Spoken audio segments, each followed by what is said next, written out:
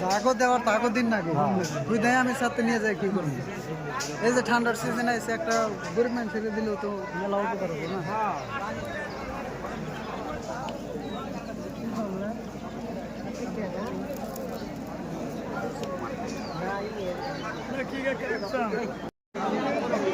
তা ঈদ কিরম গেল